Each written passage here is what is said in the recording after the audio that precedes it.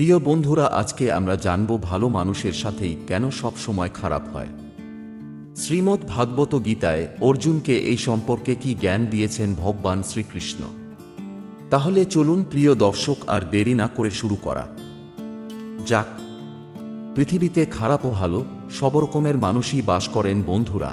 এমন অনেক মানুষই রয়েছেন যারা খারাপ কাজ করতে একটুও দ্বিধাবোধ করেন না, খারাপ কাজ করতে তাদের বিন্দুমাত্র ভয়ও হয় না। আবার অন্যদিকে এমন অনেক মানুষ রয়েছেন যারা খারাপ কাজ করতে ভয় পান। কোনো কাজ খারাপ করতে যাচ্ছেন জানলে দুশ্চিন্তায় পড়েন, কিন্তু এত ভাবার পরেও দেখা যায় যারা অনায়াসে খারাপ কাজগুলি করেন তাদের জীবনে কোনো সংকট নেই।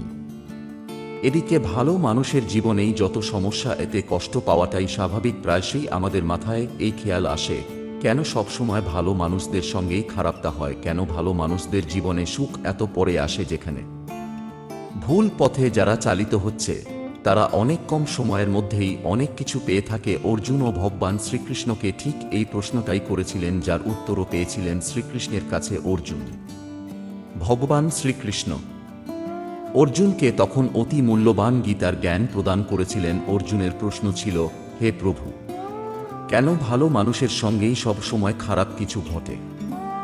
জবাবে ভগবান শ্রীকৃষ্ণ উত্তর দেন যে ভালো মানুষের সঙ্গে খারাপ কিছু ঘটছে মনে হলেও আদতে তা হয় না। কারণ যে ব্যক্তিরা সদাচারী হন, সর্বদা ঈশ্বরকে প্রেম করেন, তারা চান আগের জন্মের সমস্ত পাপ যেন তাড়াতাড়ি শেষ হয়ে যায়, সমস্ত পাপ থেকে মুক্তি পেয়ে শান্তি প্রাপ্তি হয়।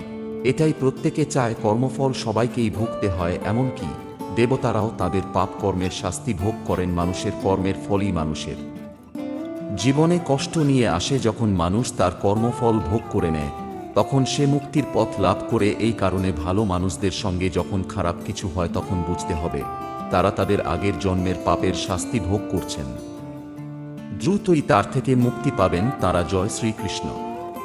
প্রিয় বন্ধুরা, চ্যানেলের পক্ষ থেকে আপনাদের কাছে ছোট্ট একটি অনুরোধ, তথ্যটি ভালো লাগলে লাইক, কমেন্ট ও সাবস্ক্রাইব করে আপনজনদের মাঝে শেয়ার করবেন। প্রিয় দর্শক, এমন আরও জানা তথ্য পেতে আমাদের চ্যানেল সাবস্ক্রাইব করে পাশে থাকার অনুরোধ রইল। ধন্যবাদ।